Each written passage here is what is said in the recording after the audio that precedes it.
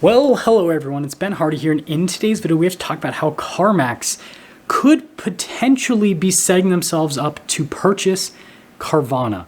Before we get in this video though, as always, if you want to save time and money the next time you purchase a car, link to my car buying guide in the description down below. And then if you want to see more videos just like this, then I recommend you subscribe because I post content every single day. Let's get into it.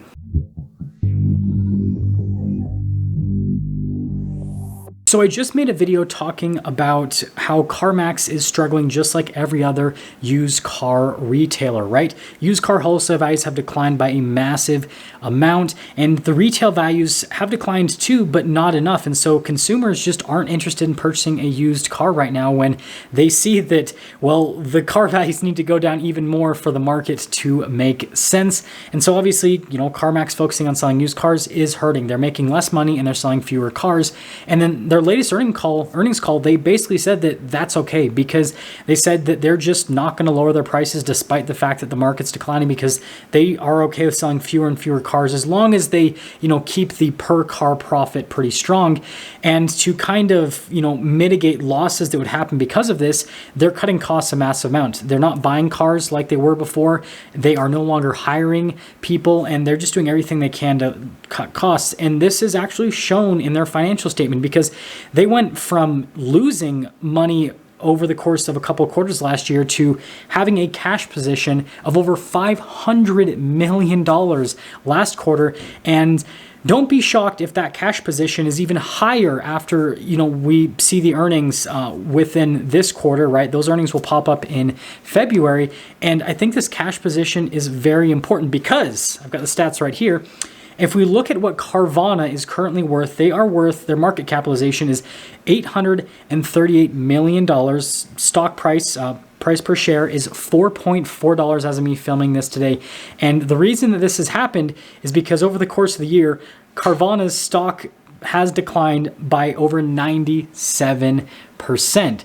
And so again, I just said that Carmax went from having a cash position that was, maybe like negative $20-30 million to now they have a cash position that's positive $500 million. And that was last quarter, and this quarter is almost over. And like I said, that cash position might be a little bit higher. So since Carmax has been in the used car business for decades at this point, they know quite a bit about the used car market. And you'd hope so, because they are the biggest used car retailer here in the US. And so since they know a lot about the market, then, they're obviously going to prepare for market trends that are happening. And that's why, again, in their latest earnings call, they basically said, yeah, the market's declining.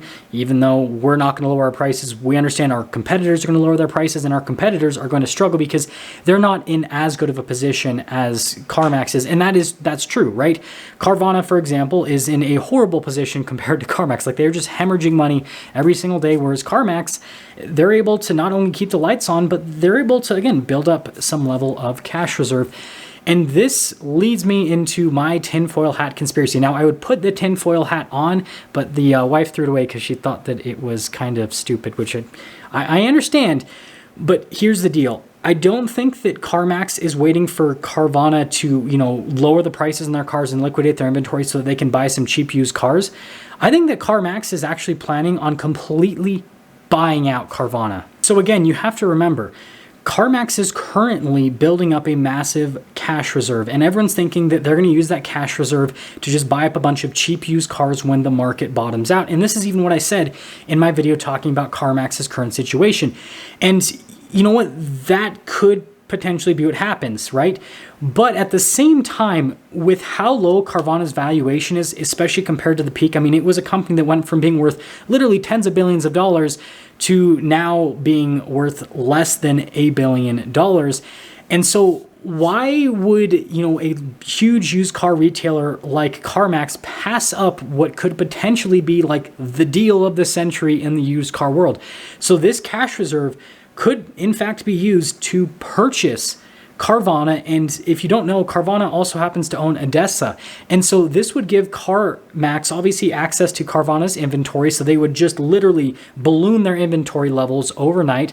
And then they would obviously get access to whatever infrastructure Carvana still currently owns. If you don't know, Carvana has obviously sold off quite a bit of their infrastructure, like their car vending machines, and basically rented it back to themselves so they can build up some level of cash reserve to basically just run day-to-day operations because they're losing so much money. But whatever's left, Carmax would get that, and then they'd obviously get ADESA as well. And so this would just like completely expand Carmax. And again, with how little Carvana is currently worth, it would be an expansion at a relatively cheap price compared to what I would say, you know, Carvana is actually worth. And again, I'm no stock expert, I'm no business expert, but like, there is definitely some value in this system, and especially just the infrastructure, the cars, all of that. There's definitely inherent value there. So here's what I see happening. We're going to see Carmax release their next earnings report. And again, I would not be shocked if that earnings report has an even larger cash reserve compared to the earnings report that we just saw. And we're probably at the same time going to see Carvana release an earnings report, and it's probably going to be even worse. And so you're going to have even more people leave Carvana when it comes to being a shareholder, which is going to decrease the valuation even more. And I think it'll be like a perfect storm where Carmax will be like, okay, we got this big cash reserve, and Carvana just took another value hit, and they're pretty much at rock bottom. So now is the time to jump in. And, you know, obviously, you know, with one business buying another, there's a lot of, you know, legal stuff that has to happen. There's a lot that has to happen for it to actually work. But I think they're preparing for it. Again, like, why else would they have that massive cash reserve if they weren't preparing for something big like purchasing Carvana?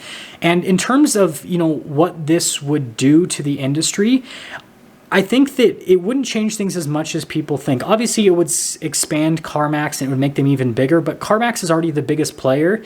And so it's just like making the big guy on the block even bigger. And so I ultimately don't think that it would change things in the industry too much. I think Carmax would still just run operations as they do today. It's just on a larger scale. And so obviously all of the, you know, car vending machines and everything, whatever is in the deal, would ultimately be rebranded to Carmax. And I guess that's also leads to an interesting question. Maybe this would actually, you know, allow Carmax to kind of change their business model, because right now Carmax is like an online retailer that also kind of functions like a traditional dealership. Obviously not really. They have, you know, a sales process that's way different than if you go into a regular dealership. But then if they got access to all the vending machines and everything, then that would allow them to kind of move more into the online retailer space. And so they would truly have like the best of both worlds, because they would have their physical businesses, the CarMax locations that they currently have that function, again, somewhat more like traditional dealerships. And then they would have those car vending machines and how those function more like, again, how Carvana was doing things. And so then this could literally just skyrocket them to all new heights. So again, I want to reiterate, I obviously don't have any evidence for this actually happening, but again, I find it very suspect that CarMax is deciding to build up a massive cash reserve at the same time that the car market's declining, and at the same time that Carvana is also declining to a point where, again, the business is looking pretty tasty from an acquisition standpoint. And so, yeah, we'll just have to wait and see what actually ends up happening. But I'm interested to hear what you guys think about this whole situation. Do you think that CarMax is just planning on buying a bunch of used cars with this, you know, cash reserve? Do you think that they're just going to use this to basically help them, you know, survive a rainy day? Or do you think that they're going to go and buy out Carvana with this cash reserve and just expand their business a massive amount and, you know, try to shake up the used car world, even though they've pretty much already been doing that for the last few decades? But anyways, that's going to sum things up for today's video, and